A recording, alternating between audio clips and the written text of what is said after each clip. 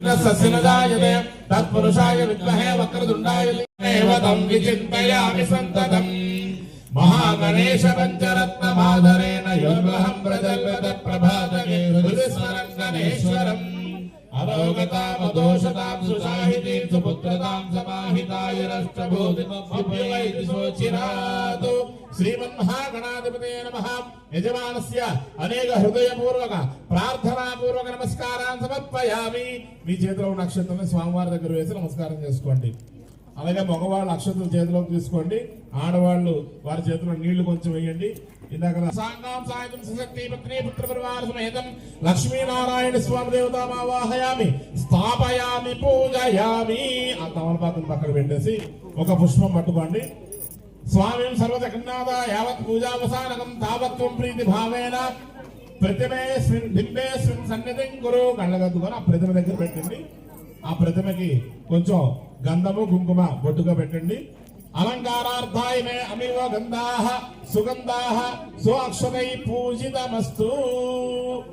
పెట్టిన తర్వాత ఆ ప్రతిమ దగ్గర 5 సార్లుగా అక్షతలు వేయండి. ఆవాహితో భవ స్థిరో భవ సుముఖో భవ సుప్రసన్నో భవ స్థిరాసనం గురు ప్రాణ ప్రతిష్టాపన ముహూర్త శుభ ముహూర్తస్తు. ఇప్పుడు మీరందరూ తీసుకొచ్చినటువంటి వాటి మీద ప్రాణ ప్రతిష్ఠ అయ్యిందండి. అలాగే ఇప్పుడు ప్రధాన మండపం దగ్గర ఇక్కడ పురోహితులు వారు చేస్తున్నారు ప్రాణ ప్రతిష్ఠ. అందరూ కూడా అక్కడి నుంచి నమస్కారం చేస్తూ ఉండండి.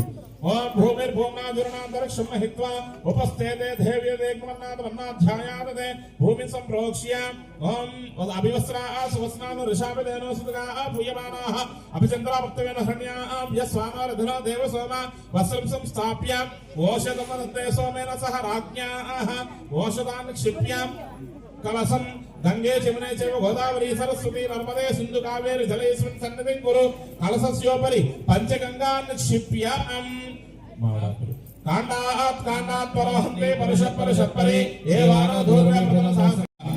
సర్వలోక ప్రతిప్రభవే నమః త్రివిక్రమాయ నమః త్రికాజ్ఞానాయ నమః ధామ్నే నమః కరుణాకరాయ నమః సర్వజ్ఞాయ నమః సర్వగాయ నమః సర్వస్మై నమః సర్వేశాయ నమః సర్వసాక్షికాయ నమః హరయే నమః శారిణ్యే నమః హరాయ నమః దేశాయ నమః అలాయుధాయ నమః సర్వాహవే నమః అవ్యక్తాయ నమః సాక్షాయ నమః అక్షరాయ నమః అక్షరాయ నమః గజారిజ్ఞాయ నమః కేశవాయ నమః కేశవర్ధనాయ నమః కైటభారయ నమః విద్యారయ నమః కామదాయ నమః కమలేక్షరాయ నమః హంసశత్రువే నమః ఆదర్శత్రువే నమః కాకుత్సాయ నమః ఖగవాహనాయ నమః నీరాముజద్యుతయ నమః నిత్యాయ నమః నిత్యముక్తాయ నమః నిత్యానందాయ నమః సురాదిత్యాయ నమః నిర్వికల్పాయ నమః నిరంజనాయ నమః పృథ్వీనాథాయ నమః పీతవాతులే నమః గుహాశ్రయాయ నమః వేదగర్భాయ నమః విభవే నమః విష్ణువే నమః త్రైలోక్యభూషణాయ నమః విఘ్నమూర్తయే నమః ఆత్మనే నమః వరదాయ నమః వాసవానజాయ నమః తేజాయ నమః క్రోధాయ నమః సమదృష్టాయ నమః సనాతనాయ నమః ప్రియాయ నమః జగత్పూజ్యాయ నమః పరమాత్మనే నమః సురాంతకాయ నమః సర్వలోకనామాంతకాయ నమః అనంతాయ నమః విక్రమాయ నమః మాయాధారాయ నమః ధరాధరాయ నమః నిరాధారాయ నమః సర్వాధారాయ నమః ధరాధరాయ నమః నిష్కలంకాయ నిరాభాసాయ నమః నిష్ప్రపంచాయ నమః నిరామయాయ నమః భక్తవశ్యాయ నమః మహోదారాయ నమః పుణ్యకీర్తయ నమః పురాతనాయ నమః త్రికాలజ్ఞానాయ నమః వృష్ణశోసే నమః దుర్భుజాయ నమః శ్రీ సత్యనారాయణ స్వామినే నమో నమః కేశవాయ నమః నారాయణాయ నమః మాధవాయ నమః గోవిందాయ నమః విష్ణవే నమః వసూదరాయ నమః త్రివిక్రమాయ నమః వామనాయ నమః శ్రీధరాయ నమః హృదయకేశాయ నమః పద్మనాభాయ నమః దామోదరాయ నమః సంకర్షణాయ నమః వాసుదేవాయ నమః నమః అనిరుద్ధాయ పురుషోత్తమాయ నమః ధౌక్షదాయ నమః నారసింహాయ నమః జనార్దన ఉపేంద్ర హరియే నమః శ్రీకృష్ణాయ నమః శ్రీకృష్ణ పరబ్రహ్మణాయ నమో నమః. అలాగే మగవాళ్ళు పువ్వులతో పూజ చేస్తుండండి, ఆడవాళ్ళు కుంకుమతో పూజ చేస్తుండండి అమ్మా.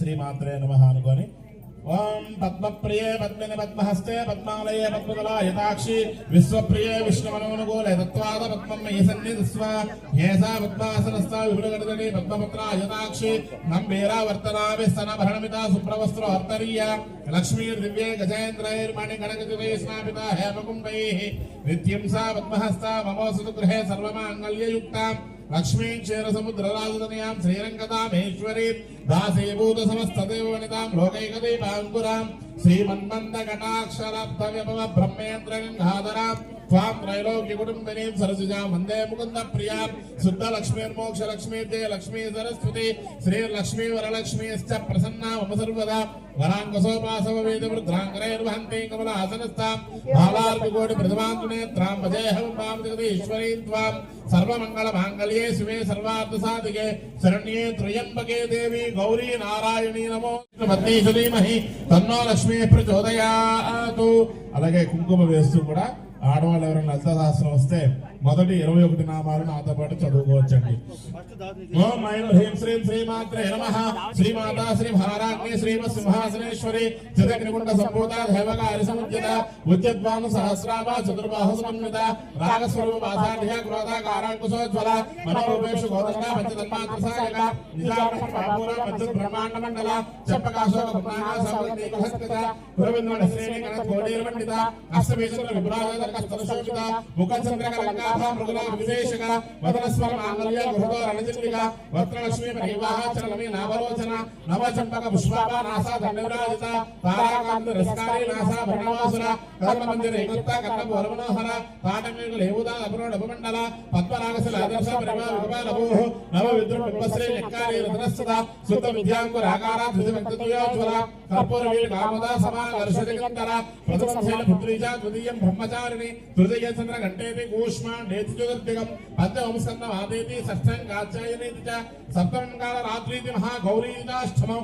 నవమం సిద్ధి రాత్రీచన దుర్గాపకీర్తితాః ముక్తాన్యతా నామాని బ్రహ్మణైవ మహాత్మన అగ్నినాదహ్య మానసు శత్రుమధ్యే గతో రణే ఓం కాత్యాయనాయ విద్మహే కన్యకుమారి ధీమహి తన్నో దుర్గే ప్రచోదయాతు. ఓం నమో దేవ్యై మహాదేవ్యై శివాయై సతతం నమః. నమ ప్రకృత్యై భద్రాయై నియతా ప్రణతా స్మృతా. అలాగే స్వామివారితో పాటు అమ్మవారు కూడా ఆవాహన చేసుకున్నాం కనుక అందరూ కూడా 2 చేతులు జోడించి శ్రీమాత్రే నమః నమస్కారం చేస్తూ ఉండండమ్మా. యాదేవి సర్వభూతేషు విద్యారూపేణ సంస్థిత నమస్తస్యై నమస్తస్యై నమస్తస్యై నమో నమః. యాదేవి నమస్తస్యై నమస్తస్యై నమస్తస్యై నమో నమః. యాదేవి సర్వభూతేషు బుద్ధిరూపేణ సంస్థిత నమస్తస్యై నమస్తస్యై నమస్తస్యై నమో నమః. యాదేవి సర్వభూతేషు భ్రాంతిరూపేణ సంస్థిత నమస్తస్యై నమస్తస్యై నమస్తస్యై నమో నమః. యాదేవి సర్వభూతేషు భ్రాంతిరూపేణ సంస్థిత నమస్తస్యై నమస్తస్యై నమస్తస్యై నమో నమః. శ్రీం హ్రీం శ్రీం కమలే కమలాలయే ప్రసీద ప్రసీద. శ్రీం హ్రీం శ్రీం శ్రీ మహాలక్ష్మ్యై నమః. శ్రీ సాంఘాయ పరమారాయ రమాస సత్యనారాయణ అగరబత్తి వెలిగించి స్వామివారికి అది ఇవ్వండి, ధూపం ఇవ్వండి.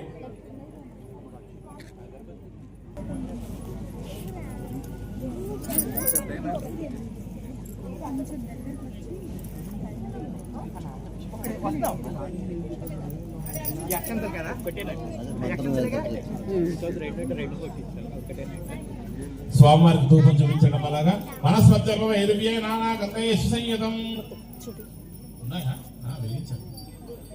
మనస్పత్యం ఎదువ్యే నానా గంధేషు శ్రీ సాంఘాయ సప్రమారాయ రమాసిత సత్యనారాయణ స్వామినే నమో నమః. ధూపమాఘ్రాపయామి. స్వామివారి కదా ప్రారంభ. మద్వయం పద్వయం చైవ భద్రయం వా చతుష్టయం అనాపలింగ కూస్కాచ పురాణాన్ని ప్రకీర్తితాః. మనకి శాస్త్ర ప్రకారంగా 18 పురాణాలు ఉన్నాయని చెప్తున్నారండి. అయితే ఈ 18 పురాణాలు చాలా మందికి ఈ రోజు కూడా 18 పురాణాలు ఉన్నాయని చెప్పుకుంటారు తప్ప వాటి పేర్లు కూడా ఎవరికి తెలియదు. అందుకే మనకి ఈ సృష్టిలో కూడా పురాణాల పేర్లు కానీ, వేదాల పేర్లు కానీ, ఇతిహాసాల పేర్లు కానీ, ఋషుల పేర్లు కానీ, అరణ్యాల పేర్లు కానీ, నదుల పేర్లు కానీ, సముద్రాల పేర్లు కానీ ఇవన్నీ గుర్తుండాలి అనేటువంటి భావనతో ఋషులు మనకి శ్లోక రూపంలో అందించారు. అందులో ఈ శ్లోకం చూడండి. మద్వయం పద్వయం చైవ. మద్వయం అంటే మా అంటే అక్షరము, ద్వయం అంటే సంఖ్య అండి. మాతో 2 పురాణాలు ఉన్నాయంట. మత్స్య పురాణము, మార్కండేయ పురాణము. మద్వయం బాణేశ్వరంతో 2 ఉన్నాయంట. భార్గవ పురాణము, భవిష్య పురాణము. భద్రయం బ్రాహ్మణేశ్వరంతో 3 ఉన్నాయండి. బ్రహ్మ, బ్రహ్మాండ, బ్రహ్మవైవర్త పురాణాలు. వాచతుష్టయం వాతో 4 పురాణాలు ఉన్నాయంట. వాయు పురాణం, వరాహ పురాణం, విష్ణు పురాణం, వామన పురాణం. అనాపలింగ కూస్కాచ ఆతో అగ్ని పురాణం, నాతో నారద పురాణం, లీతో లింగ పురాణం, ఘాతో గరుడ పురాణం, కూతో కూర్మ పురాణం, పాతో భక్త పురాణం, స్కాతో స్కాంద పురాణం. ఈ ఒక్క శ్లోకం వస్తే 18 పురాణాల పేర్లు మనకి ఎప్పుడు కూడా మైండ్ లోనే ఉంటాయి అన్నమాట.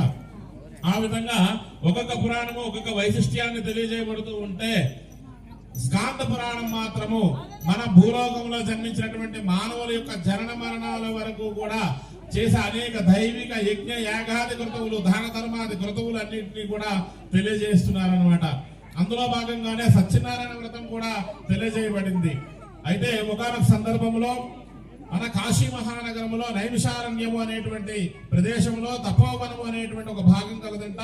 ఆ భాగంలో సూత మహాముని వారితో కలిపి శివునిగాది మహామునులందరూ కూడా దీర్ఘకాల సత్రయాగము అంటే 12 సంవత్సరములు ఒక యజ్ఞాన్ని చేయాలని నిశ్చయించుకొని చేస్తూ ఉన్నారంట. మరి ఆ యజ్ఞం కొన్ని సంవత్సరాల కాలం పాటు నడిచింది. మార్గ మధ్య అంటే నడుస్తూ ఉన్నటువంటి మధ్యంలో ఒక రోజు సూతులు వారు విశ్రాంతి తీసుకుంటున్నటువంటి సమయంలో కొంతమంది శిష్యులందరూ కూడా అక్కడికి వచ్చి ఈ విధంగా అడుగుతున్నారు, అయ్యా గురువు గారు, యజ్ఞయాగ క్రతువులు చేస్తున్నాము, ఎన్నో పుణ్య కార్యక్రమాలు చేస్తున్నాము, ధర్మ కార్యక్రమాలు చేస్తున్నాము, అయినా భూలోకంలో ఉండేటువంటి ప్రజలు మన యజ్ఞ ఫలితాన్ని ఎందుకు అందుకోలేకపోతున్నారు, ఎందుకు అష్ట కష్టాలు పడుతున్నారు అని అడగగా సూత మహాముని వారు చెప్తున్నారు, గత జన్మ కృతం పాపం నాశయతి, అంటే గత జన్మలో పాపాలు ఏవైతే మనం చేసి ఉంటామో ఆ పాపలకి ప్రాయశ్చిత్తం చేసుకుంటే గాని తద్వారా ఈ జన్మలో ఉన్నతమైనటువంటి స్థితి వాళ్ళకి కలగలేకపోతుంది, మనం చేసే పుణ్య కార్యక్రమాల యొక్క పుణ్యాన్ని అందుకోలేకపోతున్నారు అని చెప్తారు. మరి గత జన్మలో చేసిన పాపాలు పోవాలంటే ఏం చేయాలి అని అడుగుతున్నారనమాట. ఆ పాపాలు పోగొట్టుకోవడానికే మాకు భగవంతుడు మనకి స్కాంద పురాణాంతర్గతంగా 365 రోజులకి 365 స్త్రీల వ్రత కథలు అని చెప్పి మనకి ఇవ్వడం జరిగింది. సరే, అవన్నీ కూడా మనం చేయడం మానేసాం అనుకోండి, ఎప్పుడో సంవత్సరం ఒకసారి చేసుకునేటువంటి సత్యనారాయణ వ్రతము, కేదారేశ్వర వ్రతము, వరలక్ష్మి వ్రతము ఇలాంటివైనా కొన్ని చేస్తున్నాం. ఎందుకంటే మన ధర్మాన్ని మనం కాపాడాల్సినటువంటి బాధ్యత ఉంది కనుక ఈ రోజుకి అవి ఆచరిస్తూ వస్తున్నాం అనమాట. అందులో భాగంగానే సత్యనారాయణ వ్రతం అనేది చెప్పబడిందంట. మరి ఈ వ్రతం ఎవరి ద్వారా ఆచరించబడింది అనే వివరాల్లోకి వెళ్తే సూతులు వారు ఈ విధంగా చెప్తున్నారు. పూర్వం నారద మహాముని వారు అన్ని లోకాలు తిరుగుతూ చివరికి భూలోకానికి చేరుకున్నారంటండి. భూలోకంలో ప్రజలు పడుతున్నటువంటి అష్ట కష్టాలను చూసి చలించిన వాడే తిన్నగా వైకుంఠానికి బయలుదేరి వెళ్లారంట. వైకుంఠములో క్షీరసాగరములో 1000 పడగల నాగుపాన్పు పైన లక్ష్మీదేవి సమేతుడే నిద్రిస్తూ ఉన్నారంట స్వామివారు. అంతటి స్వామివారికి మనసా వాచా కర్మణ నమస్కారం చేసి, అయా మహానుభావ, అన్ని లోకాలు తిరిగాను, చివరికి భూలోకంలో ప్రజలు మాత్రం అష్ట కష్టాన్ని అనుభవిస్తున్నారు కనుక వారి కష్టాలన్నీ కూడా తొలగిపోయి అష్ట ఐశ్వర్యాలు సిద్ధించడానికి ఏదైనా నోము గాని వ్రతము గాని ఉంటే తెలుసుకుందామండి, పాదాల చెంతకు వచ్చానని చెప్పగానే అంతటి మహావిష్ణువు ఈ విధంగా చెప్తున్నారండి. స్కాంద పురాణంలో లక్ష్మీదేవికి ప్రీతికరముగా కలియుగములో అతి సూక్ష్మమైనటువంటి వ్రతము సత్యనారాయణ వ్రతం ఉంది. ఈ వ్రతాన్ని ఎవరైతే త్రికరణ శుద్ధిగా ఆచరిస్తారో వారి తప్పక అనుగ్రహం కలుగుతుంది. గత జన్మలో చేసిన పాపాలు నశిస్తాయి, అలాగే ఈ జన్మలో ఉన్నతమైనటువంటి స్థితులు కలుగుతాయి, అష్ట ఐశ్వర్యాలు కలుగుతాయి, ఆయురారోగ్య ఐశ్వర్యాలు కలుగుతాయి అని చెప్పగానే మరి వ్రతం ఎప్పుడు చెయ్యొచ్చు అని అడుగుతున్నారు నారద మహాముని వారు. చైత్ర వైశాఖ మాసములందు గాని, శ్రావణ ఆశ్వీజ కార్తీక మాసములందు గాని, మాఘ ఫాల్గుణ మాసములందు గాని వ్రతం ఆచరించవచ్చు. మరి మిగతా నెలల్లో చూసుకుంటే పంచ పర్వదినాలు వస్తాయండి. ఒకటి శుక్ల ఏకాదశి, ఇంకొకటి బహుళ ఏకాదశి, ఇంకొకటి పౌర్ణమి, ఇంకొకటి నెల సంక్రమణ. వీటిని పంచ పర్వదినాలుగా చెప్పబడతాయి. కాకపోతే ఈ రోజుల్లో అమావాస్యలో చేసుకోండి అంటే పంతులు గారికి రాదేమో అని పిలవడం మానేస్తారు. ఎందుకంటే మనం ఇండియా మొత్తం చూసుకుంటే అన్ని రాష్ట్రాల్లో కూడా అమావాస్యను పవిత్రంగా పూజిస్తారు, కానీ ఇక్కడ మాత్రం అమావాస్యను బ్లాక్ డేగా ప్రకటించేసుకున్నాం మనం. సో కనుక అక్కడ ఏం చెప్తున్నారు అంటే పంచ పర్వదినాల్లో కూడా ఆచరించవచ్చు అని చెప్పారండి. ఒకవేళ అప్పుడు కూడా కుదరకపోతే అంటే విద్యారంభే వివాహేచ, ఇంట్లో ఎవరైనా పిల్లలకి అక్షరాభ్యాసం చేయిస్తున్నారా ఆ సందర్భంలో చేసుకోమన్నారంట. లేదా వివాహానంతరం నూతన దంపతులను కూర్చోబెట్టి చేసుకోమన్నారు. గృహారంభము అంటే భూమి పూజ చేసుకునేటప్పుడు కానీ, గృహ ప్రవేశ సమయంలో కానీ వ్రతం చేసుకోమన్నారు. మనం నివసించేటువంటి గ్రామంలో ఏ శుభకార్యం జరిగినా అది మరింట్లో జరుగుతున్నటువంటి భావన చేసుకుని వ్రతాన్ని చేయొచ్చు అని చెప్పారు. ఒకవేళ అప్పుడు కూడా కుదరకపోతే అని నారద మహాముని వారు అడుగుతూ ఉంటే స్వామివారు చెప్తున్నారు, యస్మిన్ దినే భక్తి శ్రద్ధ సమన్వయత. ఇవన్నీ కాదు నారద, ఎప్పుడైతే భక్తుడికి జరిగిందో ఆ క్షణమే అర్ధరాత్రి ముహూర్తాలతో సంబంధం లేకుండా సత్యనారాయణ వ్రతాన్ని ఆచరించవచ్చు అని చెప్పారు అనమాట. మరి వ్రతం ఎప్పుడు ఎలా చేయాలి అని అడుగుతూ ఉంటే మళ్ళీ స్వామివారు చెప్తున్నారు, ఎవరైతే ఉదయం వ్రతం చేయదలుచుకున్నారో వాళ్ళు వేకుజాన లేచి బ్రహ్మముహూర్తంలో లేచి శుభ్రంగా తలండి స్నానం చేసుకుని పట్టు వస్త్రాలు కట్టి ఇల్లంతా కూడా ఆవులు పెట్టి, ఇప్పుడు అవి కూడా పోయాయి అనుకోండి, అవి కూడా పోయాయి.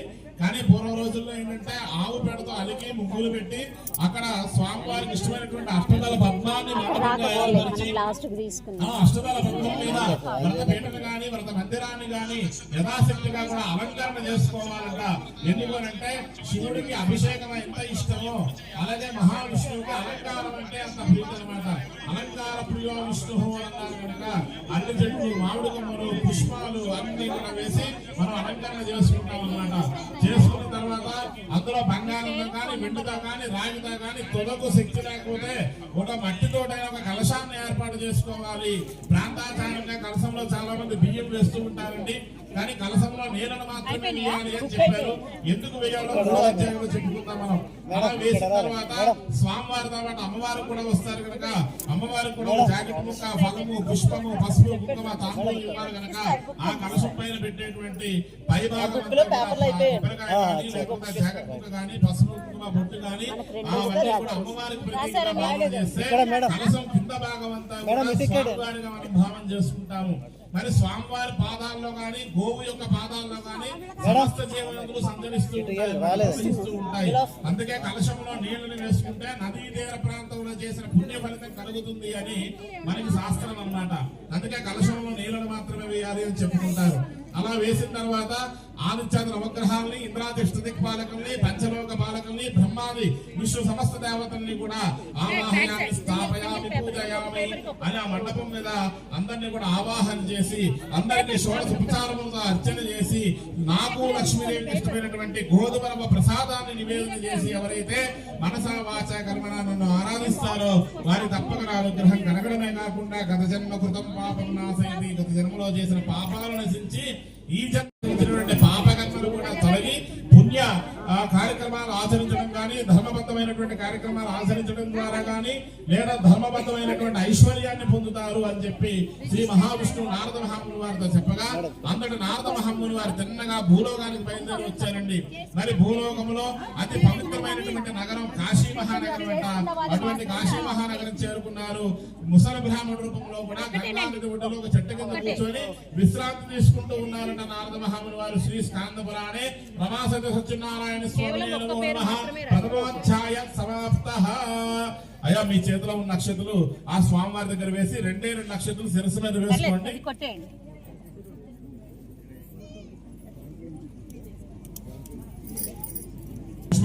బృహస్పతి ప్రసూదాస్థానం చంద్రగం అసహ.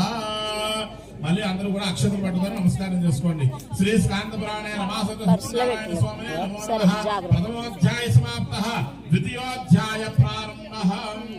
ఎప్పుడైతే నారద మహాముని వారు చెట్టు కింద కూర్చొని ధ్యానం చేసుకుంటూ ఉన్నారో మరి అదే సమయంలో అదే కాశీ మహానగరంలో నివసించిన ఒక పేద బ్రాహ్మణుడు ఆయన మనసులో కలిగినటువంటి బాధకు చింతిస్తూ ఆత్మహత్యా ప్రయత్నం చేసుకోబోయాడండి. అది గమనించినటువంటి నారద మహాముని వారు ఆయన దగ్గరికి వెళ్లి విధంగా అడుగుతున్నారు, అయ్యా నువ్వు చూస్తే బ్రాహ్మణోత్తముడిగా కనిపిస్తున్నావు, షట్ శాస్త్రాన్ని చతుర వేదాలను అవకాశం పెట్టినటువంటి సద్బ్రాహ్మణుడిగా కనిపిస్తున్నావు కదా, నీ మనసులో ఏదో తెలియనటువంటి బాధన కనిపిస్తోంది, ఏమిటయ్యా అని అడిగారు. అన్నాడు బ్రాహ్మణోత్తముడు చెప్తున్నాడు, అపుత్రస్య గతిం నాస్తి అని. అయ్యా నాకు వివాహమైంది, వివాహం తర్వాత 6 ఆడపిల్లలు పుట్టారు, సంతానం కలిగింది, కానీ వాళ్ళకి పెంచి పోషించడానికి ఐశ్వర్యం లేక భిక్షాటం చేసి బ్రతుకుతున్నాను. గత వారం రోజులుగా ఎక్కడ ద్రవ్యం గాని ధనం గాని ఏమీ లభించలేదు. ఇంకా నేనేం తింటాను, వాళ్ళకేం పెడతాను, అందుకే ఆకలి వారితో ఉన్న పిల్లల్ని చూడలేక ఈ రోజు నిర్ణయం తీసుకున్నానని చెప్పగానే దానికేముందయ్యా, నీకన్నా వయసులో పెద్దవాడిని, నీ గురువు లాంటి వాడిని, నా మాట మీద నీకు నమ్మకం ఉంటే గనక తక్షణమే ఈ రోజే భిక్షాటం చేసి వచ్చిన ద్రవ్యంతో సత్యనారాయణ వ్రతాన్ని ఆచరించు, నీకుండే కష్టాలన్నీ కూడా తొలగిపోతాయని చెప్పగానే నాకన్నా వయసులో పెద్దవాడు చెప్పాడు కనుక ఆయన మాటను తూచా తప్పకుండా పాటించాలి అనేటువంటి ఒక భావనతో బ్రాహ్మణోత్తముడు భిక్షాటం చేశాడండి. ఆ భిక్షాటం ద్వారా వచ్చినటువంటి ద్రవ్యంతో ఇదే కాశీ మహానగరంలో ఏ నారద మహాముని వారు అయితే చెప్పారో వ్రతమాచరించమని ఆయన కూర్చున్న చెట్టు దగ్గరికి వెళ్ళి, అయ్యా గురువు గారు మీరు చెప్పినటువంటి విధంగా ఈ రోజు నేను భిక్షాటం చేశాను, నాకు ఇంత విశేష ద్రవ్యం లభించింది, నా చేత వ్రతాన్ని ఆచరింప చేయండి అనగానే భూలోకంలో మొట్టమొదటి వ్రతము సాక్షాత్తు నారద మహాముని వారి బ్రాహ్మణోత్తముడి చేత ఆచరింప చేశారండి. అలా వ్రతం పరిపూర్ణం చేసుకున్న తర్వాత తీర్థ ప్రసాదాలు తీసుకొని ఆ బ్రాహ్మణుడి ఇంటికి కూడా ప్రసాదం తీసుకొని వెళ్తూ ఉంటే ఇల్లంతా కూడా పెద్ద భవంతులా కనిపించిందంట. ఆశ్చర్యపోయాడు. ఆ ఇంట్లో అడుగు పెట్టేసరికి తినడానికి నిండి లేనటువంటి భార్య పిల్లలు కూడా పంచభక్ష పరమాణాలు తింటూ సర్వాలంకరణ భూషితులై చాలా సంతోషంగా కనిపించారంట. అది గమనించినటువంటి ఈ యొక్క బ్రాహ్మణోత్తముడు కూడా చాలా సంతోషించి ఆ జరిగిన ఉదంతాన్ని భార్య పిల్లలకి చెప్పగా తీర్థప్రసాదాలు ఇవ్వగా అందరూ తీర్థప్రసాదాలు తీసుకొని ఆ పిల్లలు అంటున్నారు, నాన్నగారు ఇన్నాళ్ళు దారిద్ర్యంలో ఉన్నప్పుడు ఈ గ్రామమే కదా మనకు పోషించింది, మరి ఈ గ్రామంలో మనకి ఇంత ఐశ్వర్యం కలిగింది కనుక స్వామివారి కృప వల్ల వచ్చింది కనుక ప్రతి ఏకాదశికి మనం కూడా సత్యనారాయణ వ్రతం చేద్దాము, గ్రామస్తులందరినీ కూడా పిలిచి ఇంత అన్నదానం చేద్దాం అనగానే ఆయన కూడా సరేనమ్మా అని చెప్పి ఒక ఏకాదశి నాడు గ్రామస్తులందరినీ పురోహితుడిని పిలిచి మంగళవాద్యాన్ని పిలిచి మనసావాచకరమున ఆ వ్రతాన్ని ఆచరిస్తున్నారండి. అలా వ్రతం ఆచరిస్తున్నటువంటి సమయంలో కొంతమంది కట్టెలమ్ముకొని వెళ్తూ ఉంటే ఒక కాపుల పిల్లవాడు ఆ బ్రాహ్మణుడి వైపు చూసి అనుకుంటున్నాడంట, నేను చూస్తే కట్టెలమ్ముకొని బ్రతికేవాడిని, ఈయన చూస్తేనేమో భిక్షాటన చేసి బ్రతికేవాడు, ఇంతటి ఐశ్వర్య ప్రాప్తి ఎలా వచ్చింది, అసలు ఇంత పూజ ఎలా చేయగలుగుతున్నాడు, ఇంతమందికి అన్నదానం ఎలా చేయగలుగుతున్నాడని రకరకాల ప్రశ్నలు మనసులో వేసుకొని పూజ అంతా అయ్యేదాకా అక్కడే నిల్చున్నాడంట. పూజ పరిపూర్ణమైంది. బ్రాహ్మణోత్తముడు అందరికీ ఎలాగైతే తీర్థ ప్రసాదాలు ఇచ్చారు అలాగే పిల్లవాడి చేతిలో కూడా ఆ ప్రసాదం ఇవ్వగానే ఆ పిల్లవాడు అడుగుతున్నాడు, అయ్యా బ్రాహ్మణోత్తమ ఇంత ఐశ్వర్య ప్రాప్తి నీకు ఎలా కలిగింది, ఏం పూజ ఇది ఎందుకు చేస్తున్నావు అని అడిగితే ఆయన చెప్తున్నారు, అజ్ఞాన విమరాంతస్య జ్ఞానాంజన సలాగయ చక్షుర్మిలితం యేన తస్మై శ్రీ గురవే నమః. ఎన్నాళ్ళు ఎన్ని వేదాలు ఇతిహాసాలు పురాణాలు నేను చదువుకున్న వాడిని అయినప్పటికీ కూడా అదే పురాణాల్లో సత్యనారాయణ వ్రతం ఉందని తెలుసుకోలేని అజ్ఞానంలో ఉన్నానయ్యా. అటువంటిది ఒక గురువు గారు ఆ వ్రతాన్ని నాకు ఉపదేశించారు, ఆ వ్రతాన్ని ఆచరించడం వల్ల ఈ రోజు ఇంత ఐశ్వర్య ప్రాప్తి కలిగింది అని అనగానే ఆ పిల్లవాడు అంటున్నాడు, ఓహో మీరు చెప్తున్నట్టుగా సత్యదేవుడు నిజంగా అంత సత్యవంతుడైతే గనక నేను కూడా ఇప్పుడే కట్టెలమ్ముకోవడానికి వెళ్తాను, అవి ఎంత ద్రవ్యానికైతే అమ్ముడుపోతాయో ఆ ద్రవ్యం అంతా కూడా ఖర్చు పెట్టి స్వామివారికి నేను కూడా వ్రతం ఆచరిస్తాను అనుకున్నాడండి. ఆ పిల్లవాడు కట్టెలన్నీ కూడా శిరస్సు మీద పెట్టుకుని గ్రామంలోకి వెళ్ళగానే ఒక షావుగారు కనిపించి అంటున్నాడు, నాయన నువ్వు చూసే చిన్న పిల్లవాడివి, నువ్వు రోజు తీసుకొచ్చేటువంటి కర్రలు మాత్రం కాదు, నీకు తెలియకుండానే అడవిలో ఉన్నటువంటి మంచి మంచి గంధం చెట్లన్నీ నరికి తీసుకొచ్చావు, అంటే స్వామివారి కృప వల్ల అవన్నీ గంధం చెట్లులా కనిపించాయి. అందుకని ఆ షావుగారు గారు 10 వరహాలు కొనుక్కుంటే ఆ వరహాలు పట్టుకున్న పిల్లవాడు అనుకుంటున్నాడు అనమాట ఈ విధంగా, ఎప్పుడు చూసినా 3 రోజులు 4 రోజులు వారం రోజులు తిరిగి తిరిగి అమ్మితే రాగి పైసలు మాత్రమే వచ్చేవి, లేకపోతే వ్యాపారం కూడా జరిగి వచ్చాయంటే అది గొప్పతనం కాదు, స్వామివారి కృపా కటాక్షం మాత్రమే భావన చేసి ఏ బ్రాహ్మణోత్తముడైతే చెప్పాడో ఆ బ్రాహ్మణుడికి చేరుకొని, అయ్యా బ్రాహ్మణోత్తమ ఇన్ని వరహాలు నా చేతిలోకి వచ్చే వ్యాపారం బాగా జరిగింది, ఇవన్నీ మీ చేతిలో పెడుతున్నా, నా చేతి కూడా వ్రతాన్ని ఆచరించగానే రెండవ వ్రతం కాపుల పిల్లవాడి చేత ఆ బ్రాహ్మణోత్తముడు అదే కాశీ మహానగరంలో నిర్వహించారండి. అలా వ్రతం పరిపూర్ణమైన తర్వాత తీర్థ ప్రసాదాలు తీసుకున్నారు. ఆ కాపుల పిల్లవాడు కూడా అష్టైశ్వర్యాలతో వెలుగుతూ ఉన్నాడంట, మంచి వ్యాపార వృద్ధి కలిగి గనక ఆ రోజు నుంచి తర్వాత వాళ్ళు బ్రతికినంత కాలం కూడా ప్రతి గ్రామానికి ప్రతి రాజ్యానికి ప్రతి నగరానికి వెళ్తూ సత్యనారాయణ స్వామి అంటే ఎవరి ద్వారా తెలియజేయబడింది, ఆ వ్రతాన్ని ఆచరించడం వల్ల ఎటువంటి పాపములు తొలగిపోతాయి, ఎటువంటి ఐశ్వర్యాలు కలుగుతాయి అని అందరికీ చెప్తూ ఇహలో కూడా విష్ణు సాన్నిధ్యాన్ని అంట ఇద్దరు కూడా మోక్షలోక ప్రాప్తిని పొందారు అని సూత మహాముని వారి శిష్యులు చెప్పగా ఈ రోజు మనం చెప్పుకున్నామండి. శ్రీ స్కాంద పురాణే రమాసత సత్యనారాయణ స్వామినే నమో నమః. ద్వితీయోధ్యాయ సమాప్తః. కొంచెం అక్షతలు అక్కడ వేసి మిగతా అక్షతలు మీ శిరస్సు మీద వేసుకోండి.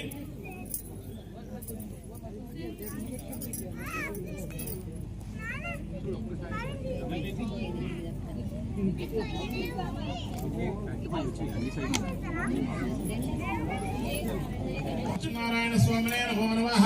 ద్వితీయోధ్యాయ సమాప్తః. తృతీయోధ్యాయ ప్రారంభః.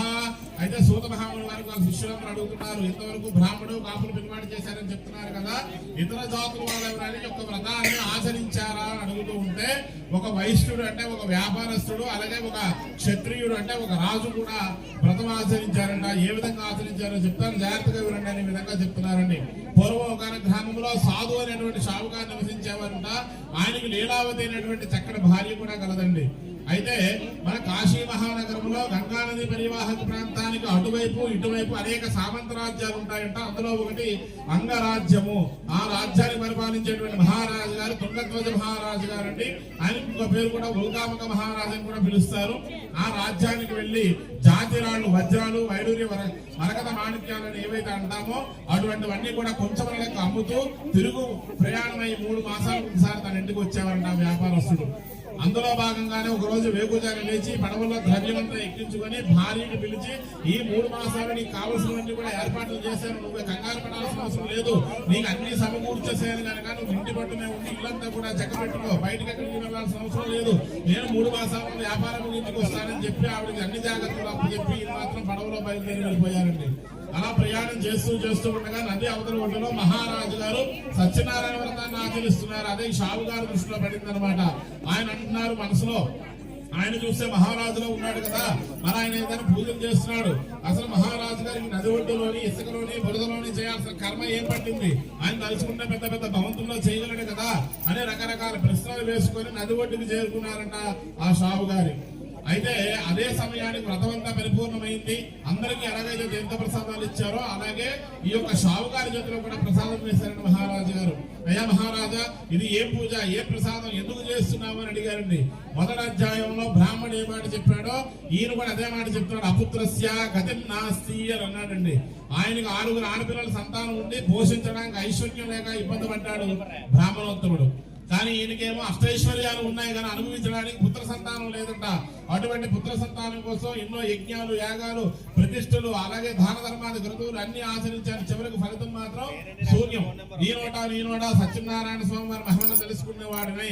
సంవత్సరం తిరిగేటప్పటికి ఆడపిల్ల గాని మగపిల్లడు గాని పుడితే ఖచ్చితంగా నేను వ్రతమాచరిస్తాను, నమస్కారం చేసుకున్నాను. ఇగో నాకు వంశాంకరం కుమారుడు జన్మించాడు, అందుకే వ్రతం చేసి ప్రసాదం ఇస్తున్నానని మహారాజు గారు చెప్తే ఆ షావు గారు అంటున్నారంట, మరి అంత గొప్ప వరాన్ని ఇచ్చిన స్వామి వారికి పెద్ద పెద్ద భవంతుల్లో కూర్చొని చేయొచ్చు కదా, ఇలా నది ఒడ్డులోని ఇసుకలోని బురదలోని చేయాల్సిన కర్మ నీకేం పట్టింది మహారాజా అని అడిగితే, నాయన నా దగ్గర ఐశ్వర్యం లేక గానీ కర్మ బట్టి గానీ ఇక్కడ చేయడం లేదు. నేను ఏదైనా ₹1 మనం ఇంట్లో దానం చేస్తే దానికి 10 రెట్ల ఫలితమే వస్తుందంటండి. అదే ₹1 దేవాలయానికి వెళ్లి దైవ దర్శనానంతరం దానం చేస్తే దానికి 100 రెట్ల ఫలితం వస్తుందంట. అదే ₹1 తీసుకెళ్లి ప్రవహించేటువంటి నీరు, నదులు, సముద్రాలు, వాగులు, వంకలు, సరస్సులు, చెరువులు ఎక్కడైతే ఉంటాయో అక్కడికి వెళ్లి స్నానం ఆచరించి దానం చేస్తే 1000 రెట్ల ఫలితం వస్తుందంట. అదే ₹1 పర్వత శిఖరాలపైకి వెళ్లి అక్కడ పుణ్యక్షేత్రాల్లో దర్శనం చేస్తే 1,000,000 రెట్ల ఫలితం వస్తుందంట. అటువంటి ఉత్తమ ఫలితాన్ని ఆశించి నది ఒడ్డులో చేస్తున్నాను, నాకు ఎలాంటి దారిద్ర్యం పట్టలేదు అని అన్నారు. మరి ఇప్పుడు అలాంటి ఫలితం మనందరికీ కూడా రావాలి కదా.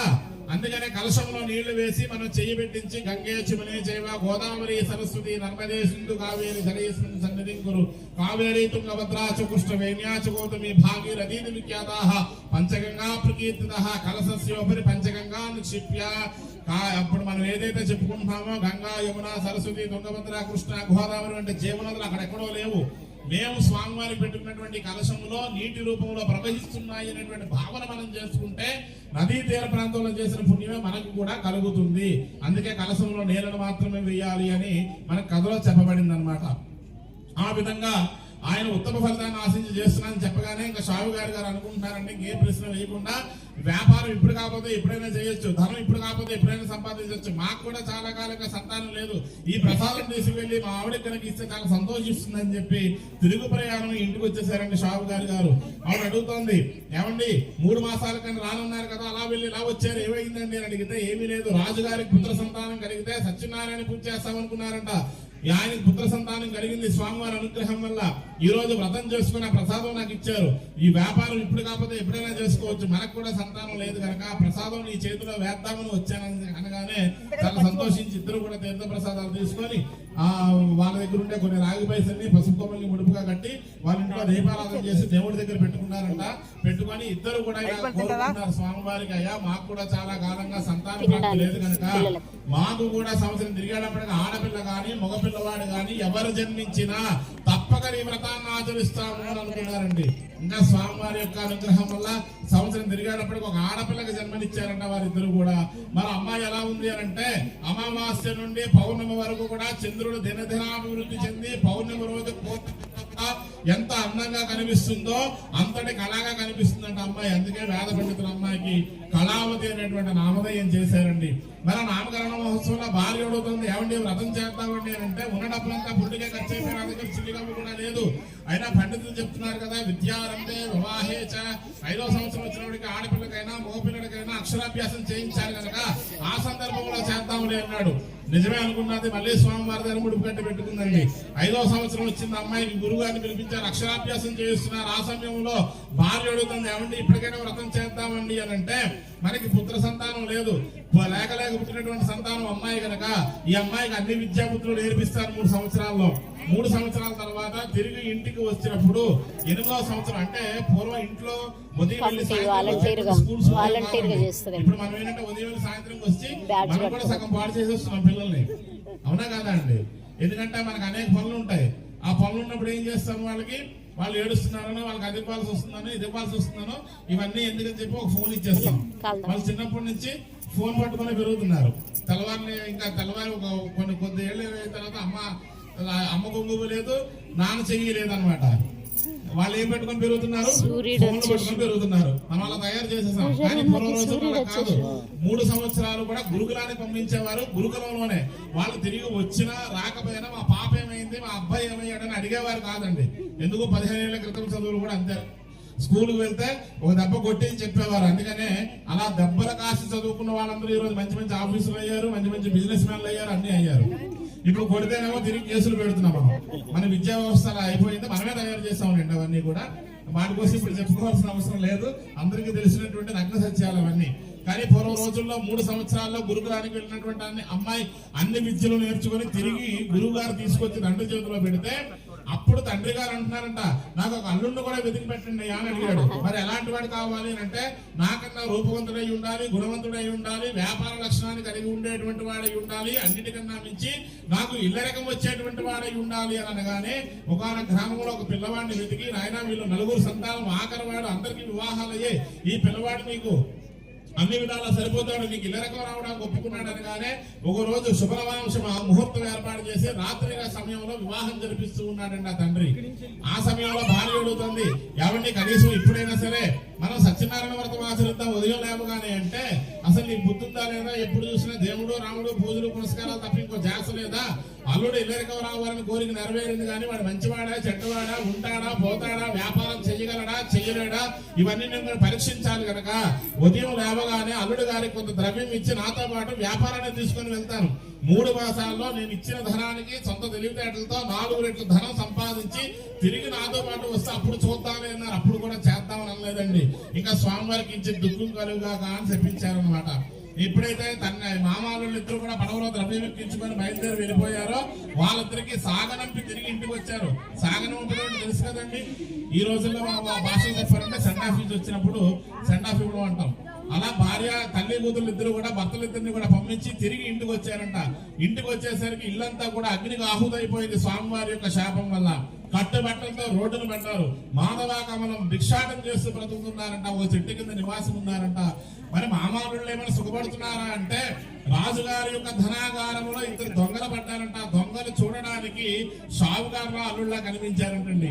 అది చూసిన రాజుగారు వాళ్ళిద్దరిని కూడా బంధించి కారాగారంలో పెట్టేశారు. కొన్ని సంవత్సరాల కాలం గడిచిపోయింది. ఇలా తల్లి కూడా జ్వరం వచ్చిందనో అనారోగ్యం చేసిందనో ఒక చెట్టు కింద పడుకున్నటువంటి సమయంలో కళావతి మాత్రం భిక్షాటం చేయడానికి వెళ్తే ఒక బ్రాహ్మణుడిలో సత్యనారాయణ వ్రతం చేసుకుని ఆ ప్రసాదం ఇచ్చారండి. ఆ ప్రసాదం తీసుకొచ్చి తల్లి చేతిలో కూడా వేస్తే ప్రసాదం చూసి ఏడుస్తూ ఉందంట. అదేమిటమ్మా నేను ప్రసాదం ఇస్తే ఏడుస్తున్నా, ఏమైందమ్మా అని అడిగితే, ఒకనొక సందర్భంలో మాకు సంతాన ప్రాప్తి లేదమ్మా, మీ నాన్నగారు ఇలాగే తీసుకొచ్చి ప్రసాదాన్ని వేశారు, ప్రసాదాన్ని స్వీకరించడం వల్లనే సంతానంగా నువ్వు మాకు కలిగావు స్వామివారి యొక్క కృపా కటాక్షం వల్ల. కానీ మీ నాన్నగారు ధనాహంకారం వల్ల ఈ రోజు దాకా కూడా వ్రతాన్ని ఆచరించలేదు, అందుకే మనకి ఇలాంటి దుస్థితి కలిగిందేమో అనే భావన మనసులో కలిగి బాధపడుతున్నానమ్మా అంటే, దానికేముందమ్మా, ఎవరి శక్తి వంచన లేకుండా వారు చేయొచ్చు, మనం కూడా భిక్షాటం చేద్దాం వచ్చిన రోజులతో, మనం ఎక్కడైతే చెట్టు కింద నివాసం ఉంటామో అక్కడే వ్రతం చేద్దామని. కానీ ఆవిడ కూడా చాలా సంతోషించి భిక్షాటం చేసి వచ్చిన రోజులతో చెట్టు కింద వ్రతానికి కావాల్సిన ఏర్పాట్లను చేసి గ్రామంలో ఒక పురోహితుని పిలిపించి మనసా వాచా కర్మణ భార్యలిద్దరూ కూడా వ్రతాన్ని ఆచరించారండి. ఎప్పుడైతే వీళ్ళిద్దరూ వ్రతాన్ని ఆచరించారో ఆ పుణ్యం భర్తలిద్దరికి చేరడం వల్ల రాజుగారి కల్లోకి స్వామివారి వీళ్ళు చెప్తున్నారు, ఓ మహారాజా వాళ్ళిద్దరు వ్యాపారస్తులు, దొంగలు కాదు, నా యొక్క శాపం వల్ల నీకు దొంగలుగా పట్టుబట్టారు, వాళ్ళ దగ్గర ఎంత ద్రవ్యం అయితే తీసుకున్నావో దానికి 4 రెట్ల ద్రవ్యం ఇచ్చి వాళ్ళ గ్రామానికి పంపించని చెప్పగానే ఇంకా రాజుగారు ఏమీ చేయలేక ఉదయం లేవగానే వాళ్ళిద్దరిని కారాగారంలోకి సభామందిరంలోకి తీసుకొచ్చి క్షౌరకర్మలు చేయించి స్నానాధికృతులు చేయించి పట్టు వస్త్రాలు కట్టించి పాదార్చన చేసి వాళ్ళ దగ్గర తీసుకున్న ధనానికి 10 రెట్ల ద్రవ్యం ఇచ్చి వాళ్ళ గ్రామానికి వెళ్ళమని చెప్పగా రాజుగారి ఇచ్చిన ధనము వీళ్ళ ధనము అంతా కూడా పడవల్లో ఎక్కించుకొని వాళ్ళ గ్రామానికి వెళ్ళడానికి సిద్ధంగా ఒక చెట్టు కింద కూర్చొని విశ్రాంతి తీసుకుంటూ ఉన్నారంటే మామాళ్ళు శ్రీ స్కాందపురాణే రమాసతు సత్యనారాయణ స్వామి నమో నమః. తృతీయోధ్యాయ సమాప్తః.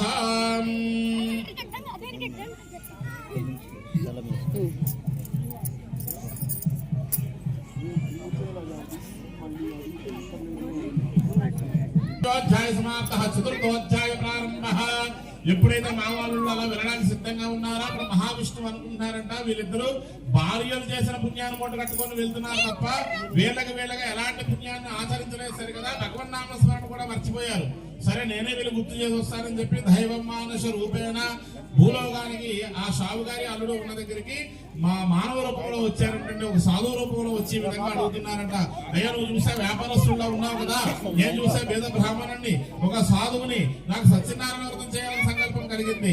నీ చేతితో రూపాయి గాని అర్ధ గాని పావులా గాని తుదకు రాగి పైసా కనుక ఇస్తే నేను వెళ్ళి ఆ యొక్క వ్రతాన్ని ఆచరిస్తాను అని చెప్పారండి. కానీ షావు గారు అంటున్నారు, నాయన ఇన్ని సంవత్సరాలు కూడా వ్యాపారంలో చాలా నష్టం జరిగి ఇక్కడ ఉండిపోయాను, ఇంటికి కూడా కట్టకుండా, ఎందుకంటే గుట్టడి దుఃఖంతో ఈ రోజు కూడా బయలుదేరాను. వ్యాపారంలో నష్టం వచ్చింది కదా అని భార్య పిల్లలకు వదులుకోలేను కదా, అలానే వాళ్ళు కూడా అక్కడ ఏమి ఇబ్బందులు పడుతున్నారో తెలియదు. అక్కడికి వెళ్ళి చిన్నగా వ్యాపారం చేసి మళ్ళీ సంపాదించి వాళ్ళకి ఇంకా తిండి పెట్టాలని గుట్టడి దుఃఖంతో నేను వెళ్తున్నానయ్యా, నా దగ్గర ఇవ్వడానికి ఏమీ లేదు అని చెప్తున్నారు. గట్టిగా చెప్పచ్చు. కొందరు శివుడు కుమారుడని, కొందరు శివపార్వతి కుమారుడని ఇలా చెప్తూ ఉంటారండి. కానీ కాదు, శివుడు అంగీకరించాడు. పార్వతీదేవిచే సృష్టించబడినటువంటి ఒక దైవం అంటే పార్వతీదేవి యొక్క మానస పుత్రుడు. అలాగే నారద మహాముని వారు ఎవరంటే బ్రహ్మచే సృష్టించబడినటువంటి వాడు, బ్రహ్మ యొక్క మానస పుత్రుడు. అలాగే చాతుర్వర్ణాలలో బ్రాహ్మణ వైశ్య క్షత్రియ శూద్ర అనేటువంటి 4 వర్ణాలలో వైశ్యుడంట లక్ష్మీపుత్రుడంట, లక్ష్మీదేవి యొక్క మానస పుత్రుడు. ఈ రోజుల్లో అందరూ వ్యాపారాలు చేస్తున్నారు. కానీ ఎవరైనా వ్యాపారం చేసి వాడు ఎన్ని లక్షలు ఎన్ని కోట్లు దాచిపెట్టినా ఏదో ఏ రోజైనా వీడు ఇస్తే ఆ రోజు నేను బయటికి వెళ్ళిపోతాను అనుకుంటుందండి. కానీ వైశ్యులు గంట అంటే ఇక్కడ ఉన్న వాళ్ళందరూ అందుకే కనుక అందుకోసం చెప్తున్నామని అనుకోవద్దు, శాస్త్రం కథలో ఉన్నటువంటిదే చెప్తున్నాను. అయితే వైశ్యుడంట శుద్ధీసత్వం లేకపోయినా దైవారాధన లేకపోయినా వాళ్ళ ఇల్లు ఎంత దారిద్ర్యంగా ఉన్నా ఏ రోజు వాళ్ళ ఇంటి తలుపులు తీస్తారో ఆ రోజు వాళ్ళ ఇంట్లోకి వెళ్ళి కూర్చుంటాను అనుకుంటుందంట లక్ష్మీదేవి. అందుకని ఈ రోజు కూడా మీరు అంటే ఇటు సైడ్ పల్లెటూరులో అవన్నీ నాకు తెలియదు, కానీ మీరు శ్రీకాకుళం, విజయనగరం, విశాఖపట్నం, ఈస్ట్ వెస్ట్ అటు జిల్లాలో ఉండేటువంటి కొన్ని అన్నదానాలు అక్కడ అన్నదానం చేయాలన్నా లేకపోతే ఆలయ నిర్మాణం చేయాలన్నా మొత్తం గ్రామం మొత్తానికి 1-2 ఉంటాయండి. ఆ షాపు వెళ్ళి పప్పు ఉప్పు చింతపండు అర్ధం పావులకు రూపాయి బోనీగా తీసుకుంటారంట. వాళ్ళు ఇచ్చేదాకా గ్రామంలో ఎక్కడికి చందాలు వెళ్ళరు. ఎందుకంటే వైశ్యుడి చేతితో తీసుకుంటే అది ఎంత పెద్ద యజ్ఞమైనా యాగమైనా అది కంప్లీట్ గా నిర్వీర్యం పూర్తయిపోతుంది, ఎటువంటి ఆటంకాలు లేకుండా పూర్తవుతుంది అనేటువంటి నమ్మకం ఈ రోజుకి కూడా చాలా విలేజెస్ లో చాలా గ్రామాల్లో ఉంది. అందుకనే షావు గారు చేసి చాలా ఉత్తమమైందని నేను అడుగుతున్నాను తప్ప నిజంగా నిన్ను అడిగి నేను ఇబ్బంది పెట్టాలని కాదు. అని అడిగితే ఎంత అడిగినా ఎన్ని రకాలుగా అడిగినా షావు గారు మాత్రం ఆయన నిజంగా నా మాట నమ్మకం లేదేమో, అందులో ఉన్నదేదైనా ధనం ఉందేమో ఇస్తానేమో అనుకుంటామేమో, నా దగ్గర నిజంగా లేదు నాయన, కావాలంటే పడవల్లో చూసుకో, అందులో మా దేశంలో దొరికినటువంటి ఆకులు దుంపలు తీగలు అరములు తప్ప ఎక్కడ వెతికినా చిల్లి గవ్వ కూడా లేదు. ఆ చిల్లి గవ్వ ఏది దొరికినా మీరే తీసుకోండి అంటే లేదు. ఏవైతే నువ్వు ఉన్నాయనుకుంటున్నావో అలానే కానీ నువ్వు అబద్ధం చెప్పి వాళ్ళ నా మనసుకు తెలుసు, నువ్వు ఏవైతే ఉన్నాయనుకుంటున్నావో అలానే కానీ తదాసు అని చెప్పి అదృశ్యమయ్యారండి. దూరంగా వెళ్ళి ఒక చెట్టు కింద కూర్చొని ధ్యానం చేసుకుంటున్నారంట ఆ సాధువు గారు. అయితే మామగారు అల్లుడితో ఇలాగా ఉంటే అన్ని దోచుకొని పోతూ ఉంటారు, మనం కూడా వెళ్ళిపోతాం పదా అని చెప్పి పడవలు ఎక్కేసరికి బరువుగా ఉండాల్సిన పడవలన్నీ కూడా నీటిలో తేలిపోతూ ఉన్నాయి. మామగారు అంటున్నారు అల్లుడితో, ఒకసారి కూడా మూతలు తీసి చూడు, ఎందుకంటే బరువుగా ఉండాల్సిన పడవలన్నీ నీటిలో తేలుతున్నాయి, ఏం జరిగిందో ఒకసారి చూడాలి. కానీ పడవ మూతలన్నీ తీస్తే అందులో ఏమున్నాయంటే ఆకులు దుంపలు రాగి పైసా కూడా దొరకలేదంట. అంతటి షాపు గారు మోర్చపోతే అల్లుడు తెలివైన వాడు కనుక మొహం మీద నీళ్లు చల్లి లేపి మామగారు వచ్చినటువంటి వాడు జీవిత కాలంలో అబద్ధమైన సద్భ్రాముడని ఉండాలి, లేదా దైవం మానుషుడైనా సాక్షాత్తు దైవమే ఎదురులో వచ్చి ఉండాలి. ఏం చేయమన్నాడు? మంచి పని చేస్తున్నారు, నాకు ఏదైనా తోచింది పని అడిగాడు. మనం ఏం చెప్పాలి అంటే ఒకవేళ మన దగ్గర ఉంది కానీ నేను మీకు ఇవ్వను అని చెప్తే భగవంతుడు ఏమనుకోడంట, లేదు అబద్ధం అవుతుంది లేకుండానే పోతుంది. ఎందుకంటే తదాస్తు దేవతలు ఉంటారండి, తదాస్తు తదాస్తు తదాస్తు అంటారు. మనం ఒక కంపెనీలో పనిచేస్తే 8 గంటలు 12 గంటల డ్యూటీ, తదాస్తు దేవతలకి 24/7 అండి. మనకు 2 నిమిషాలు కూడా వాళ్ళకి ఆన్ డ్యూటీ ఉండదు అనమాట, అంత డ్యూటీ ఆన్ డ్యూటీ కనుక వాళ్ళు తదాస్తు తదాస్తు అంటుంటారు. అందుకనే మనం అబద్ధం ఏదైతే ఆడామో అది నిజమైపోయింది మామగారు అని చెప్పగానే అంతటి మామగారు వెళ్ళి ఆయన పాదాల మీద పడి అక్కడ ప్రమాణం చేసి ఈ విధంగా చెప్తున్నాడు అనమాట. ఏమని? ఈ యొక్క ఏదైతే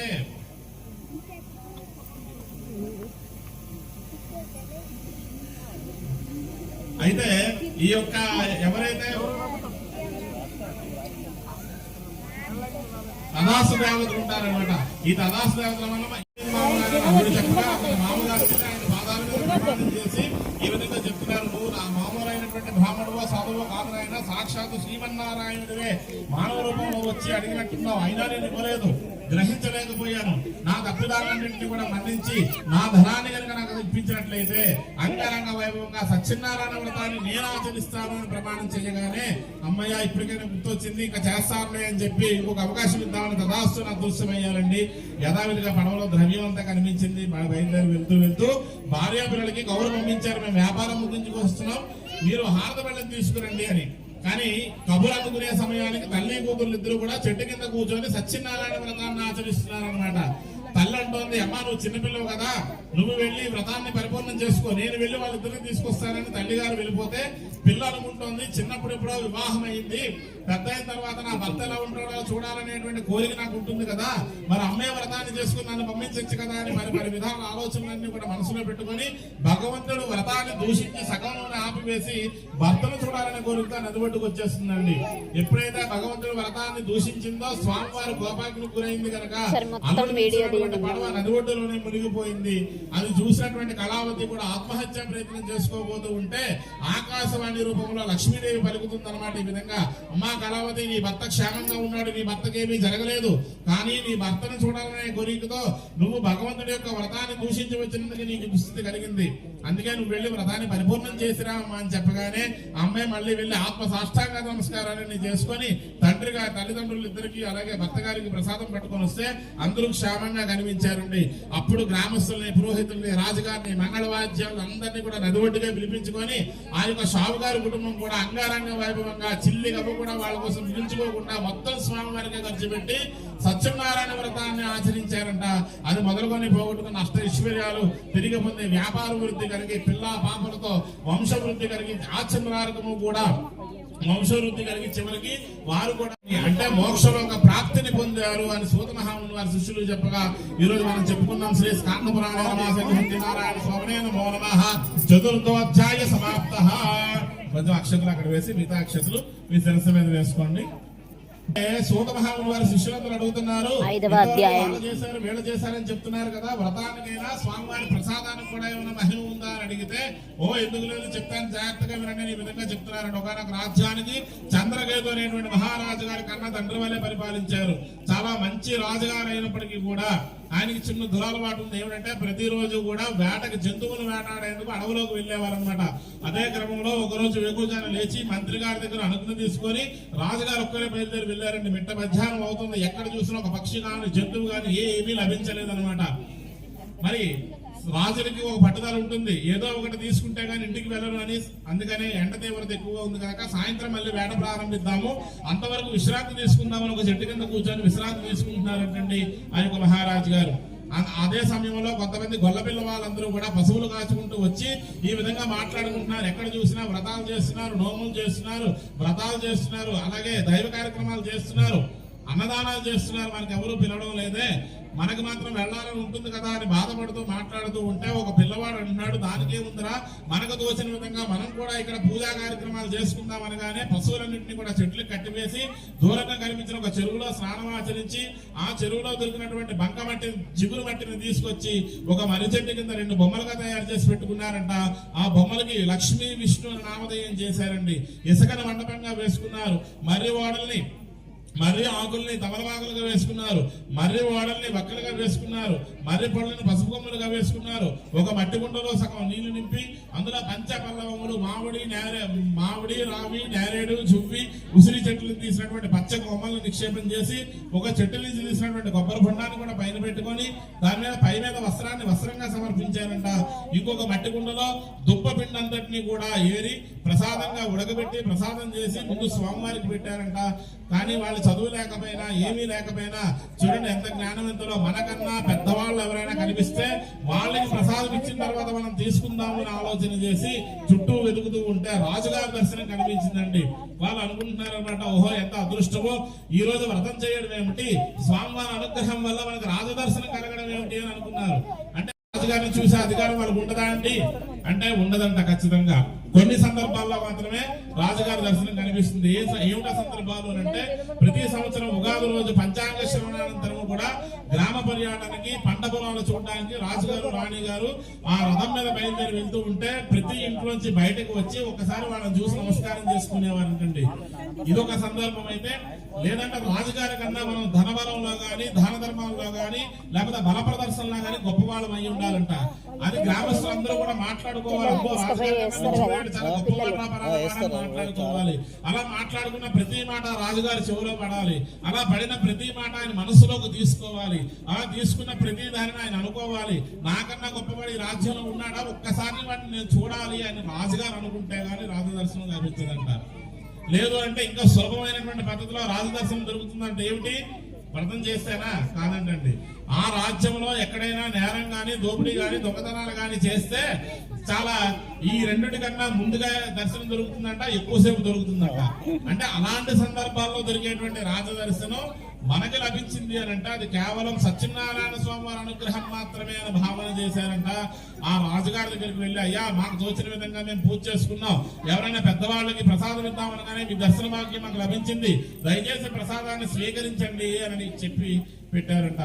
అలా వాళ్ళు పెట్టిన తర్వాత ప్రసాదం అంతా కూడా అక్కడ పెట్టేసి వెళ్ళిపోంటారు ఆయన అని చెప్తే వాళ్ళు కూడా వెళ్ళిపోయారంట. వాళ్ళు వెళ్ళిన తర్వాత ప్రసాదమే పెరగించి చూస్తూ వీళ్ళు చూస్తే గొల్ల పిల్లవాళ్ళు బురదల్లో తిరుగుతుంటారు, పేడల్లో చేతులు పెడుతూ ఉంటారు.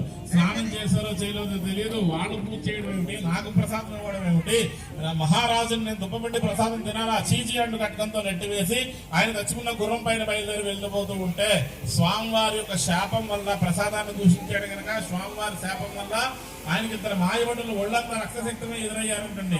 వాళ్ళని అడుగుతున్నాడు మహారాజు గారు, అయ్యా ఏమిటి రక్తము, ఎవరైనా ఏమైనా చేశారా, జంతువులు ఏమైనా చేశారా, ఎందుకు ఇలా పారిపోతున్నారనంటే, లేదు మహారాజా, నువ్వు ఎప్పుడైతే ఉదయం వేటకు అడవులోకి వచ్చావో నీ శత్రురాజ్యం వాళ్ళందరూ దండయాత్ర చేసి నీ భార్య పిల్లల్ని వధించారు, ఎవరు దొరికితే వాళ్ళని వధిస్తున్నారు, రాజ్యం ఇంకా అంతా ఏమీ లేదు, అక్కడ అంతా వాళ్ళు వశం చేసేసుకున్నారు, నువ్వు మాత్రం వెళ్ళదు, దయచేసి మేము కూడా ప్రాణాలను హరిచేతుల్లో పెట్టుకొని పారిపోతూ ఉన్నాము, నువ్వు కూడా ఎక్కడైనా తలదాచుకొని నువ్వు వెళ్తే నీ ప్రాణాలు కూడా పోతాయని చెప్పగానే ప్రాణభయంతో రాజుగారికి ఒక్క అడుగు కూడా ముందుకు పడలేదండి. అడవులోనే తిరుగుతూ కొన్ని సంవత్సరాల కాలం గడిపేశాడు. ఈ ఆకలికి అలమటించిపోయాడంట. శరీరం అంతా ముడతలు పడిపోయింది, మీసాలు గడ్డాలు జుత్తు అన్ని పెరిగాయి, పిచ్చివాళ్ళ తయారైపోయాడంట మహారాజు గారు. ఇన్ని సంవత్సరాల తర్వాత ఎక్కడైతే ప్రసాదం వద్దనుకున్నాడో అక్కడికి చేరుకున్నాడు. రాజైతే ఇలా తయారయ్యాడు కానీ ప్రసాదం మాత్రం కోటి సూర్యకిరణాలు ఒకే దగ్గర పెడితే ఎంతటి కాంతివంతంగా ఉంటుందో అంతటి తేజస్సుగా ఉందన్నమాట. కనుక ఆ ప్రసాదాన్ని చూసి, ఓహో ఆ రోజు నేను ప్రసాదాన్ని దూషించినందుగా ఈ రోజు నాకు ఈ దుస్థితి కలిగింది, అది తెలియజేయడం కోసమే ఇన్ని సంవత్సరాలు ఈ ప్రసాదం ఇక్కడ ఉందా అని చెప్పి భావన చేసి ప్రసాదం తినాలని చేయబెట్టేసరికి పెద్ద గాలి వర్షం వచ్చి ప్రసాదం అంతా కొట్టుకొని పోతుందండి. చేసేదేమి లేక రాత్రి అక్కడే నిద్రిస్తాడు రామకృష్ణ అనుకొని. తెల్లవాళ్ళు వచ్చేసరికి గొల్ల పిల్లవాళ్ళు కూడా పెద్దవాళ్ళు అయ్యారు, పశువులు కాపర్లుగా వస్తూ ఉంటే వాళ్ళ దగ్గరికి వెళ్ళే ప్రయత్నం చేశాడండి మహారాజు గారు. కానీ ఈయన చూసి ఎవరో పిచ్చివాడు వస్తున్నాడు, ఏమైనా చేస్తాడేమో అని పారిపోతూ ఉన్నారంట ఆ పిల్లవాళ్ళు. వెంటనే ఈయన సాష్టాంగం పడిపోయి, నాయన మీరు పారిపోవద్దు, నేను పిచ్చివాడిని కాదు, మిమ్మల్ని ఏమీ చేయను, ఒకనొక సందర్భంలో మీరు సత్యనారాయణ పూజ చేసుకొని ఇక్కడ కూర్చున్న మహారాజు గారికి ప్రసాదం ఇచ్చారు కదా, ఆ మహారాజు నేనే. మీరు ఇచ్చిన ప్రసాదాన్ని రాజగర్వం చేత దూషించినందుకు నాకు ఈ దుస్థితి పట్టింది, దయచేసి నా చేత మళ్ళీ వ్రతాన్ని ఆచరింప చేయండి అని వేడుకుంటే, సరే మహానుభావ రెండని చెప్పి తీసుకువెళ్లి స్నానాధికారులు చేయించి అప్పుడు ఏ విధంగా చేశారో అప్పుడు అదే విధంగా పూజ అంతటిని కూడా పూర్తి చేసి అదే దుంపపిండి ప్రసాదం రాజుగారి చేతిలో వేస్తే ఆ రాజుగారి కళ్ళ నుంచి 2 చుక్కలు నీరు కారుస్తూ ఆ ప్రసాదం చూస్తూ ఈ విధంగా చెప్తున్నారు, గుహ్యాది గుహ్య గోప్తాత్వం గృహాణాత్ కృతం జపం సిద్ధిర్భౌతమేదేవ తద్ ప్రసాదాత్ జనార్దనాయ. జనార్దన నీ ప్రసాదానికి ఎంత మహిమ ఉంటుందని తెలియక రాజగర్వం చేత నేను దూషించాను తప్ప నీ నామస్మరణలో గాని నీ భక్తిలో గాని నీ యొక్క శక్తిలో గాని నీ యొక్క ఆరాధనలో గాని ఏ రోజు ఎలాంటి లోటు నేను చెయ్యలేదు, ఇక ముందు చెయ్యను కూడా, క్షమించవయ్యా అని వేడుకొని కళ్ళగద్దుకొని ప్రసాదం వేసుకోగానే యథావిధి రూపం వచ్చిందండి. వెనక్కి తిరిగి చూస్తే భార్య పిల్లలందరూ కూడా కనిపించి వాళ్ళందరూ అంటున్నారు, ఇన్నాళ్ళ నుంచి అడవులో గాలిస్తున్నాం, ఎక్కడ కూడా మీరు చాడ మాకు కనబడలేదు, ఏ భగవంతుడు మనకు అనుగ్రహించాడో గానీ మళ్ళీ మీ దర్శన భాగ్యం మనకు లభించింది కనుక రండి తీసుకువెళ్తామని చెప్పి తీసుకువెళ్లి పట్టాభిషిక్తుని చేశారంట. గనక ఎవరైతే వ్రతం చేయడానికి సమయం అనుకూలం ఉండదో, వ్రతం చేయడానికి పరిస్థితులు అనుకూలించవో, వ్రతం చేయడానికి కావలసిన ఆర్థిక స్తోమత ఉండదో, అటువంటి వాళ్ళు ఎక్కడికైనా వెళ్ళి వాళ్ళు పిలిచినా పెరగకపోయినా వ్రతం చేసినప్పుడు వెళ్ళి వాళ్ళతో అవసరమైతే గొడవ పెట్టుకోనైనా పర్వాలేదు కానీ ఇంత ప్రసాదం తీసేసుకోమన్నారు. ఎందుకంటే మనం పెళ్లిళ్ళు గృహప్రవేశాలు చేసుకున్నప్పుడు పిలిస్తేనే వెళ్ళాలంటండి. పిలవకుండా వెళ్ళే పేరెంట్ అలా అవమానాలు ఎక్కువ ఉంటాయని అంటారు. కానీ దైవ కార్యక్రమాలు ఎక్కడ జరిగినా అది వాళ్ళు పిలిచినా పిలవకపోయినా సత్యనారాయణ వ్రత సమయంలో అవసరమైతే వెళ్ళి ఎంత గొడవ పెట్టైనా ప్రసాదం తీసుకోవాలంట శాస్త్రం. ఎందుకనంటే మన గొడవంతా కూడా స్వామివారు మర్చిపోతారండి. వీళ్ళు కూడా తెల్లవారులేస్తే మర్చిపోతారు. కానీ మనం తీసుకునే ప్రసాదం వల్ల ఆ ఫలితం అనేటువంటిది ఎలా వస్తుందో చెప్తున్నారు. ప్రారకశ్చోనమోదక సుకృతే దుష్కృతే చైవ చత్వారి సమభాగినః. చాలా మంది ఇళ్లలో పూజలు చేస్తే ఏమండి ఈ రోజు మేము 10 లక్షలు ఖర్చు పెట్టి చేస్తాం, పుణ్యం అంతా మాదేనండి అని అంటారు. కొందరైతే ఏమంటారో తెలుసా, ఏమండి మేము ఎంత ఖర్చు పెట్టినా ఏం చేసినా మేమేదో పూజలు చేస్తున్నాము, ఇందులో ఏమైనా ఈ ముందు ఏం చేయాలి వెనక ఏం చేయాలి ఇవన్నీ కూడా చెప్పి చేయాల్సిన బాధ్యత పురోహితుడిదే కనుక ఒకవేళ అందులో తప్పులు ఏమైనా ఉంటే అవన్నీ పురోహితుడి మీద పోతాయని అనే వాళ్ళు కూడా కొంతమంది ఉన్నారు. కానీ నిజంగా అలా కాదంటండి. ఇప్పుడు ఇక్కడ మీరందరూ కూర్చున్నారంటే మీరందరూ కర్తలు అన్నమాట. ఖర్చు పెట్టి చేయించుకునేటువంటి వాళ్ళు మీరు పావలా వాటా తీసుకుంటారు. కారయిత కార్యక్రమాన్ని ముందుండి నడిపించేటువంటి వాడిని నేను పావలా తీసుకుంటున్నాను, ఇగో ఇది చేస్తే బాగుంటుంది అని మీరు నిర్ణయం తీసుకునేటప్పుడు ఎవరో చెప్పుంటారు కదా, అటువంటి వాళ్ళు పావలా వాటా తీసుకుంటారు. అయితే ఇక్కడ కూర్చున్న వాళ్ళే కాకుండా చేస్తున్న వాళ్ళే కాకుండా సహాయం చేసే వాళ్ళే కాకుండా ఇలా వెళ్తూ వెళ్తూ విన్నటువంటి వాళ్ళందరూ కూడా పావలా వాటా తీసుకుంటారు అనమాట. ఏమిటి తీసుకుంటున్నారు అంటే ఈ రోజు మనం సత్యనారాయణ స్వామి వ్రతం అనే పుణ్య కార్యక్రమాన్ని చేస్తున్నాం కనుక పుణ్యం తీసుకుంటున్నారంట. అదే ఎక్కడైనా దొంగతనం దోపిడీ జరిగినప్పుడు అక్కడ ఉన్నాం అనుకోండి, మన ప్రమేయం లేకపోయినా అందులో కూడా ఆటోమేటిక్ గా మనకి పావలా వాటా వస్తుంది. అందుకనే కర్త కారయిత చేయవ ప్రారకశ్చ అనుమోదక సుకృతే దుష్కృతే చేయవ. మంచి గాని చెడు గాని పాపం గాని పుణ్యం గాని చత్వారి సమభాగినః. అందరూ సమానంగా పంచుకుంటారు. అందుకనే మేము పూజలో కూర్చునేటప్పుడు పూర్తయ్యేదాకా దయచేసి ఎవరు మాట్లాడకుండా ఆచరించండి అని 10 సార్లు ఎందుకు చెప్తాము అంటే ఆ పుణ్యం మా ఒక్కరితోటే పోకూడదని అందరికీ రావాలి అనేటువంటి ఉద్దేశంతో మేము అలా 10 సార్లు చెప్తూ ఉంటాం కనుక సూదుల వారు ఆ రోజు చెప్పారు, ఈ రోజు మేము చెప్తున్నాం మీ అందరికి. శ్రీ స్కాందపురాణే రమాసైన సత్యనారాయణ స్వామినే నమో నమః. పంచమోధ్యాయ సమాప్త. 2 అక్షతులు అక్కడ వేసి మిగతా అక్షతులు మీ తెలుసు మీద వేసుకోండి, మీరు వాయించండి.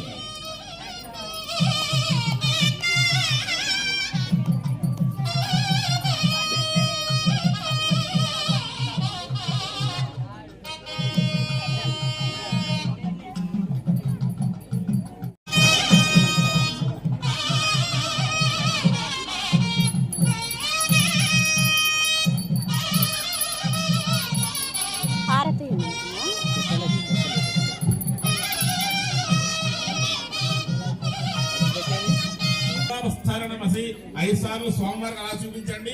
ఓం ప్రాణాయ స్వాహ, అపానాయ స్వాహ, జ్ఞానాయ స్వాహ, ఉదానాయ స్వాహ, సమానాయ స్వాహ, బ్రహ్మణే స్వాహ. మళ్ళీ నీళ్లు చల్లండి. మధ్య మధ్య అమృతపాణీయం సమర్పయామి.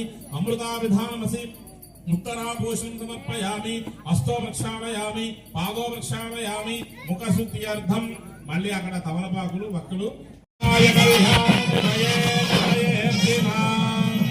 శ్రీ వెంకట నివాసాయ శ్రీనివాసాయ మంగళం ఘోషవేంద్రాయ మహనీయ గుణాత్మనే చక్రవర్తి మనోజాయ సార్వభౌమాయ మంగళం. సంతృప్తిస్తు సమస్తు మంగళాని శ్రేయస్సు నిత్యమంగళాని భవంతు.